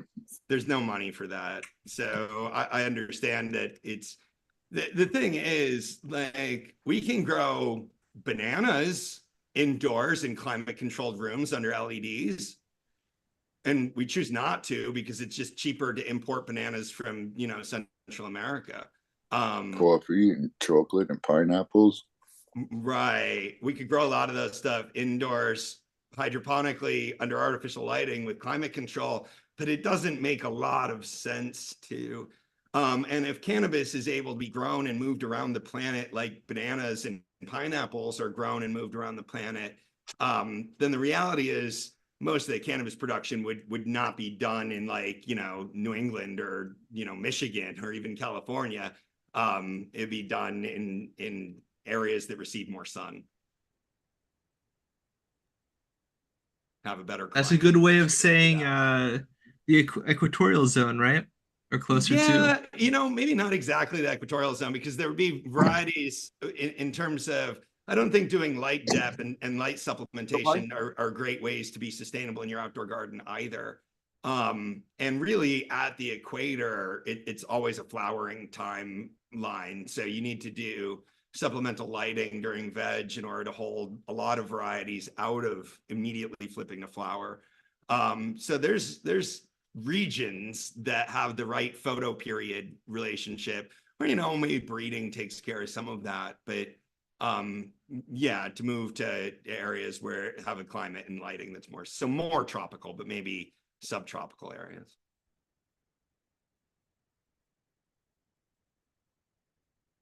anyways, it's interesting, lively discussion. We're almost, and I'm sort of amazed that I look down at this. I'm like, wow, it's already 5:41. We almost get to kick Spartan out the door. But before we kick Spartan out the door, I'll give Spartan the floor and see if he has any other interesting things going on that he wants to share with us or talk about in areas of activism or anything else there, Spartan. No, actually, we just had a great interview with one of the founding members of the Michigan Weedsters on another channel that I'm on, the Let's Be Bud show. And if anybody is interested in activism and what you can do in your own state, I would recommend you watch that show because we kind of asked that question.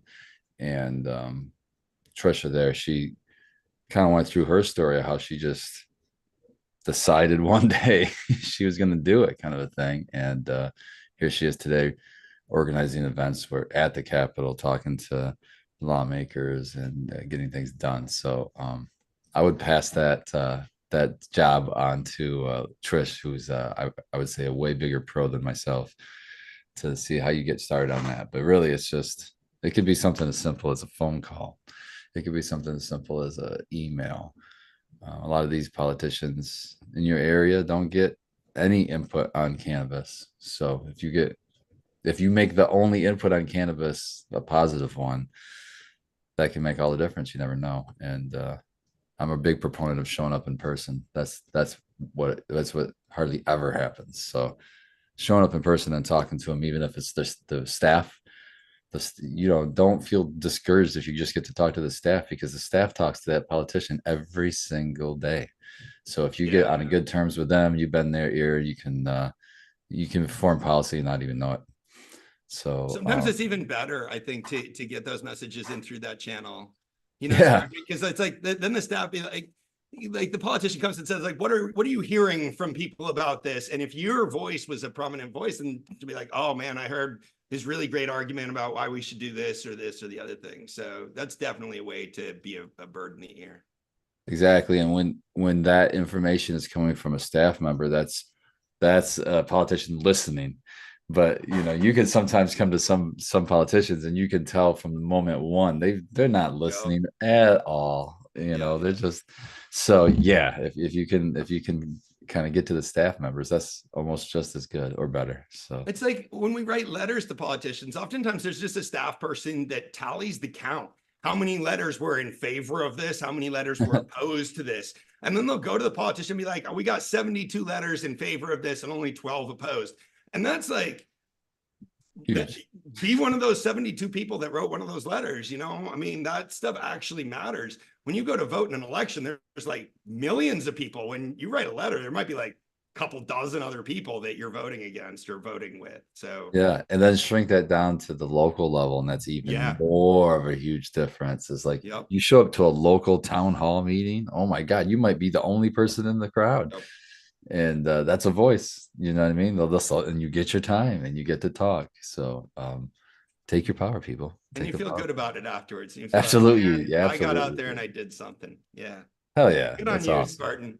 And thanks for spreading the word to everybody else. No problem, man. But I'm going to jump out of here because I'm going to get on the Michigan Bros Grow Show, which will be starting here in about 15 minutes. Much love, everybody. I'm high as hell. I smoke too much this show.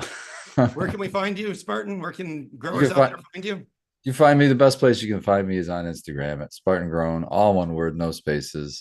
And if you don't do the social medias, just email spartangrown@gmail.com, right? Spartangrown@gmail.com. I got too many email addresses. That's the best one, spartangrown@gmail.com.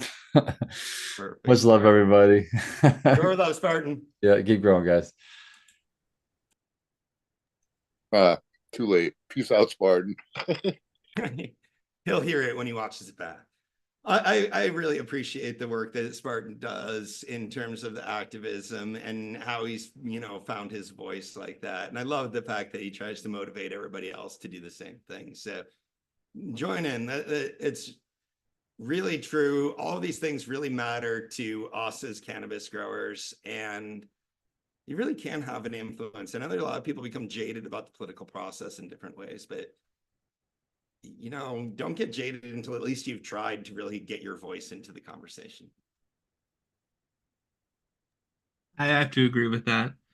I feel like many of the things that we talked about today here, even like whether it's in politics or whether it's talking about like like how do we as a community think that like growing this plant is, at least if we're going to grow en masse or in commercial spaces, like what is appropriate, what's not appropriate, and also how that fits in with other plants too, which I know this is a cannabis specific podcast, but as Dr. Coco and I am sure, appreciate that like there are other plants and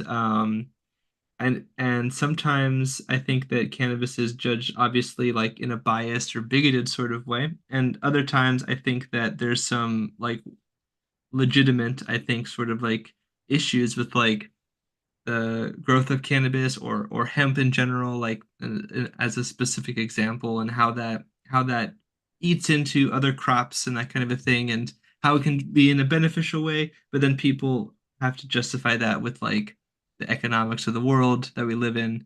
I know that's very complicated and convoluted, but ultimately we got to be informed and um, communal and talking about what we think. Essentially that's the sentiment that I think brings in, whether it's Yeah. politics at the higher level or whether it's like interpersonal politics. That's all politics, right? Yeah. Yeah. I mean, I think it's amazing what's been happening with cannabis at the political level over the last couple of decades. Like really amazing. I never would have predicted this, like, in the early 90s when I was coming up and I was enjoying cannabis. And I remember having a conversation at that point. One of my friends asked me, what would you do if cannabis went extinct? And I'm like, oh my God, what a terrible thought that even is. But I guarantee you, I thought that was more likely than it becoming broadly legal everywhere.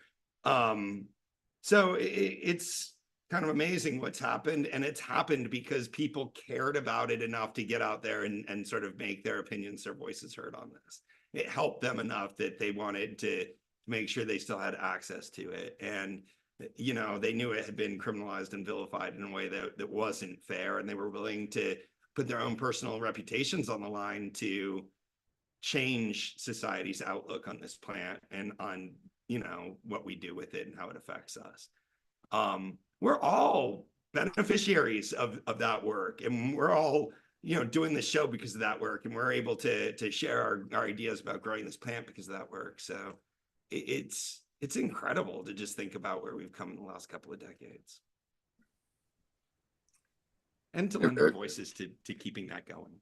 It is pretty amazing because they knew back in the 1930 something, they did the tests that they knew it wasn't a gateway drug. They knew it had medical value, but they hid it from the public and Well, they beat it didn't used down. to hide it.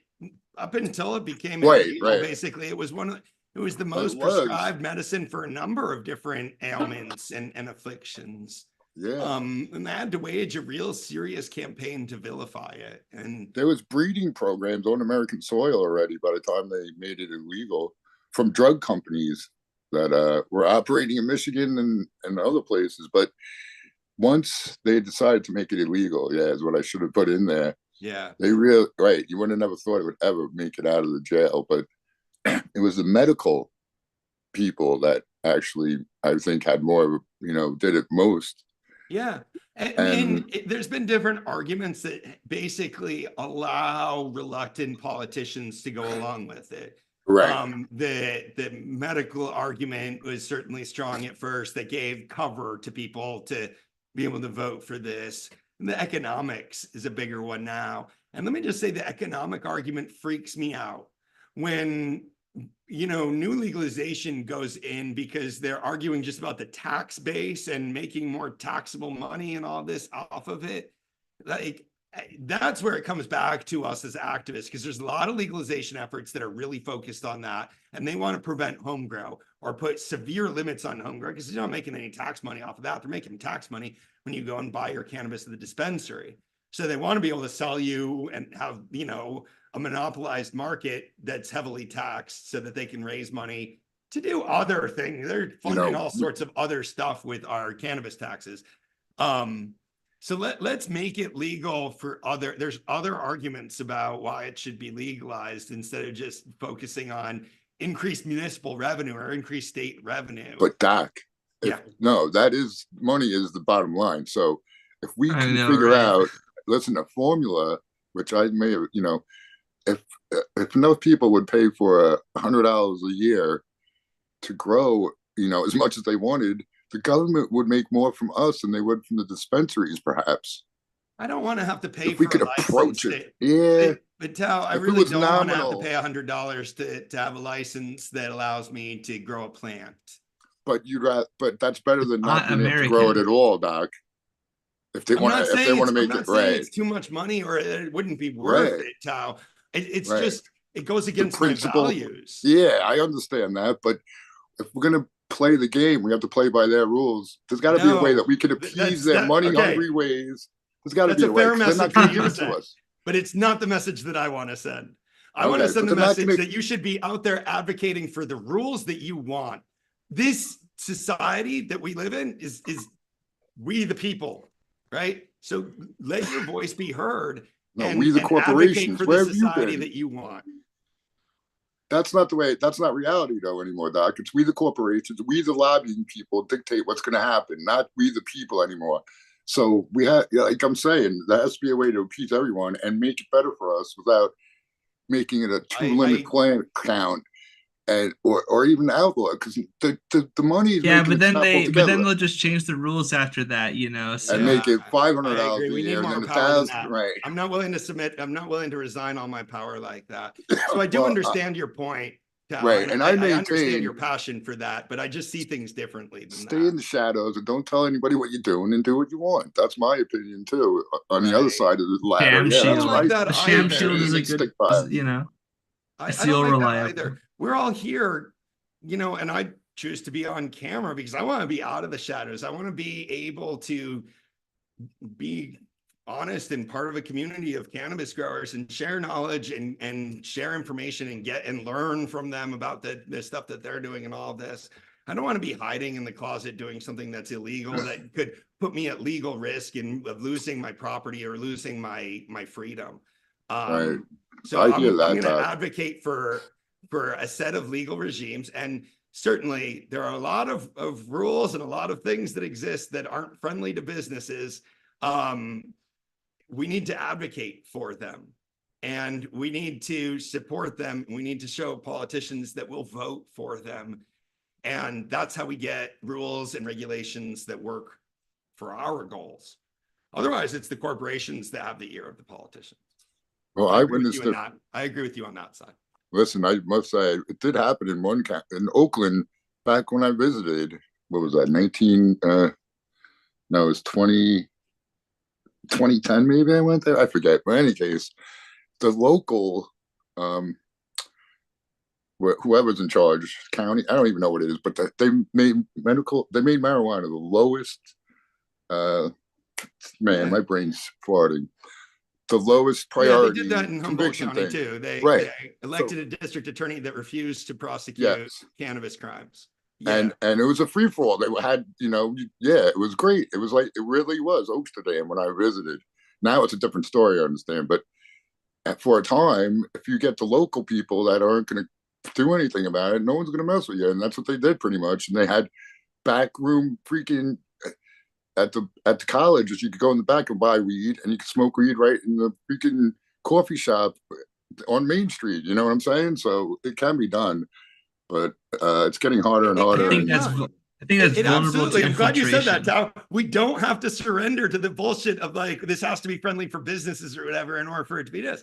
It can be done. We can create a set of rules that work the way that we want them to, but it's not going to happen unless we get our voices out there and actually raise these arguments and explain the pros and cons of the different styles of doing this, and make a set of regulations that work for us, that enable home grow, for example.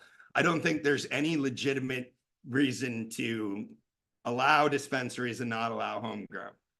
And I think that those are all contrived reasons that will fall apart under scrutiny. And I'm right, willing to give that scrutiny. Especially now with new LED lights, because you can make an easy argument. You go into an HPS grow, You put your hand underneath that light, it's hot. You could fear people until there's going to be starting fires everywhere. But the new LEDs and the new stuff is safer and better, and there's no need for anyone not to be able to grow in their closet. Yeah, exactly. But politicians don't always know that. People that are making the regulations don't always know that. That's where our role as advocates can come into this. I know that our hearts are in the same place now, and I love your passion, and you know, I love that. So I don't want to feel like we're on opposite sides pulling in different directions on this issue. Well, I'm reminded of the video that I think it was Brandon who shared it the first that I saw of the that politician, which I don't remember if she was in Kentucky or whatever, but she was like talking about how if you grow the cannabis, if I remember right, in the soil, and then you grow a different plant afterwards that they'll hybridize, and then you'll have weed corn or weed wheat, and then that will get into the bread and then get everyone high. Do you want that? Think of the children. And Yeah, I'm that was just like, exactly that is from Tulsa, and she sounds like a complete idiot. It doesn't even make sense. The words that come out of her terrible. mouth, the order of the words that come out of her mouth don't they don't belong together. Like It's not consistent. No, it's like not Yeah. consistent with reality. So that's why being like an informed citizen, I think, is so important because we've seen videos online where people just sardonically, sarcastically just rip and tear into these politicians for saying just the most like ludicrous or feckless things possible. And sometimes the people don't know any better, not the people, but the politicians. But what they are doing is they're saying stuff with confidence, and that's almost as gross to me. So yeah, I definitely agree with your sentiment there, Coco. Yeah. Yeah, thank you, Matthew. Yeah, there's some really uneducated arguments going around. Hopefully our show helps bring a little bit of education to everybody around the topics that we really care about. And hopefully all of you can go out and share good knowledge to the extent that you enjoy, you know, taking part in this political conversation with the power brokers that be in your local area. And that's it. And I think Spartan's been really inspirational in that to all of us because he really invests a lot of his time and energy in doing exactly this. He's out there really walking that walk, and I admire that. So with that said, we have reached the end of our allotted time. Let me throw it around the horn and let everybody give their contact information and their shout outs and everything else. We'll start with Brandon Rust. Hey, what's going on? Yep. Yeah. If you can find me on Instagram at rust.brandon and Bokashi Earthworks. You can also go check out Bokashi Earthworks. We have the Nutrigrow pots. We have the humate fertilizers, all of the cool stuff. So I'll see you guys next week. Absolutely. Thank you very much for being here tonight, Brandon. I will turn it over to Mr. Matthew Gates himself. Yeah, if you are curious about some of the things I talked about with pests and all that, you can check me out. Well, you can see me at the Living Soil Summit that's coming up on March 7th, 8th, and 9th. They have tickets out on that, so you can check them out. Living Soil Summit. It'll be in Pahrump, Nevada, and I'm excited to see a bunch of people. There's actually a lot of people that that you probably know, chap. Kiss Organics, people from Build a Soil, various other organizations that I think are doing good things educationally in cannabis. You can also find me at zenthanol.com for professional inquiries and YouTube Zenthanol and Instagram at SyncAngel. Wonderful. Thank you for being here tonight, Matthew. I really appreciated your contributions. And I will send it over to the American one. Tao, take it away. Dr. MJ Coco, a bang up job on the hosting tonight. You did a great fill in. Thank you. And it's always good to see everybody on the panel or everybody that was here. And it makes me think of all the ones we don't see sometimes. And shout out to them. And everyone in chat, if I missed any comments or anything, I've been in and out. Always good to see you guys. I'm the American one. You know where to find me. Everyone have a great week. And we'll see you guys next week and probably somewhere in between. Thank you, Tao. Grower love. And as I start my little outro, I'll let I'll let Matthew and Tao know. At the end of this, I'm just going to have to end the Zoom call because I don't know any other way to end the YouTube feed. So Go for it. Send it'll it. be a fairly unceremonious goodbye, and I'll say goodbye That to you works. both on this. And I am Dr. MJ Coco. You can find me at cocoforcannabis.com, where we run a live 24-hour chat room. Drop into our chat room and check it out. I also have a YouTube channel, Dr. MJ Coco. I do various videos, a lot of LED grow light testing reviews there. And I have a Patreon channel. I'm Dr. MJ Coco on Patreon. Every Monday night, I do the Ask Dr. Coco show. And twice a month, we do growers chats. So if you're interested in that, you can get a free trial. Check it out at Patreon. Guys, it was a lot of fun stepping in. We missed Greenstock, but he's here like almost every single week. So he definitely deserves a break. Thanks for helping me run the show. Thanks to everybody for showing up and being here with us. But a lot of love to the fellow panelists. We will be back next week, and grower love, everyone.